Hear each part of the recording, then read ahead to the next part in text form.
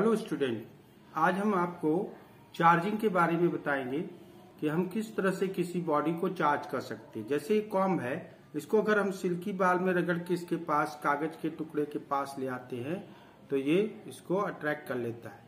देख रहे हैं किस तरीके से ये कंघी में चिपक जाता है। तो जब हम कंघी को बाल में रगड़ते हैं तो ये चार्ज हो जाता है। हमारे पास यहाँ एक बैलून है, अगर हम इसको वूलन कपड़े से रगड़ दें, थोड़ा सा इसको अगर हम रब कर दें और फिर इसको हम किसी चीज पे लगाएं तो ये देखो अट्रैक्ट हो जाता है। अगर इसको हम अच्छे से रगड़ें तो ये फिर ऐसे देखो हाथ पे मेरे चिपक जाता है।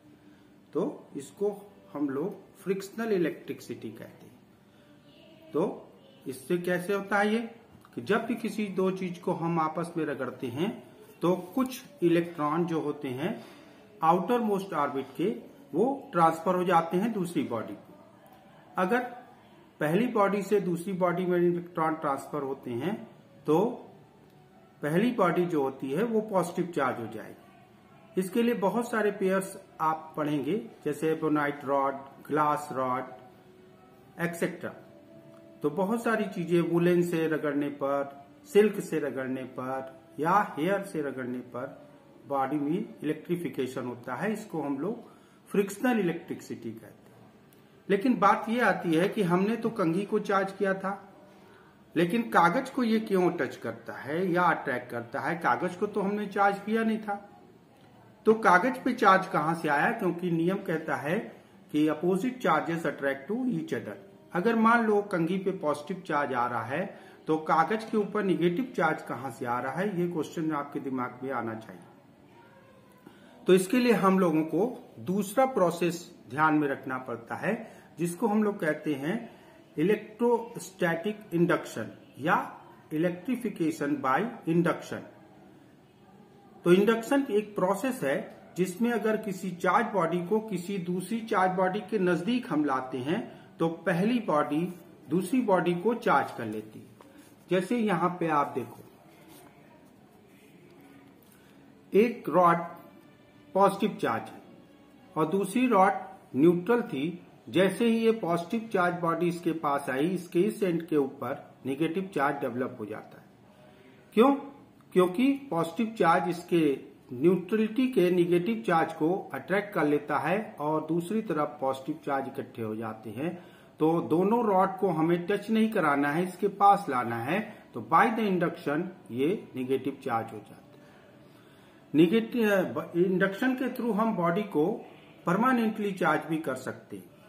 जैसे यहाँ पे हमने दूसरा एग्जाम्पल दिया है कि दो बॉल है, कंडक्टिंग बॉल, इसको आपस में हमने टच कर रखा है और इंसुलेटर स्टैंड है। अगर एक रॉड को हम ले आए और जो पॉजिटिव चार्ज है तो बॉल का ये पार्ट नेगेटिव चार्ज हो जाएगा बाय द इंडक्शन और दूसरा अपने आप पॉजिटिव चार्ज हो जाएगा। तो ये बॉल नेगेटिव चार्ज और ये बॉल पॉजिटिव चार्ज हो गया। फिर इसको हम इसी तरह रखते हुए दोनों बॉल को अगर हम सेपरेट कर दें, अलग कर दें, तो इसके ऊपर इवनली सारे बॉल के ऊपर नेगेटिव चार्ज आ जाएगा और इसके ऊपर पॉजिटिव चार्ज आ जाएगा। तो इससे ये परमानेंटली चार्ज्ड बॉडी बन जाते हैं with the help of induction. तो इंडक्शन के थ्रू हम लोग किसी बॉडी को परमानेंटली चार्ज कर सकते हैं। तो दो प्रोसेस हम लोगों ने बताया, that is electrification by friction, that is called frictional electricity, and charging by induction. तो इंडक्शन के थ्रू भी बॉडी चार्ज हो सकती है और परमानेंटली चार्ज हो सकती है। चार्जिंग के लिए या कोई बॉडी चार्ज एक्वायर तभी करती है जब उससे इलेक्ट्रॉन ट्रांसफर होते हैं।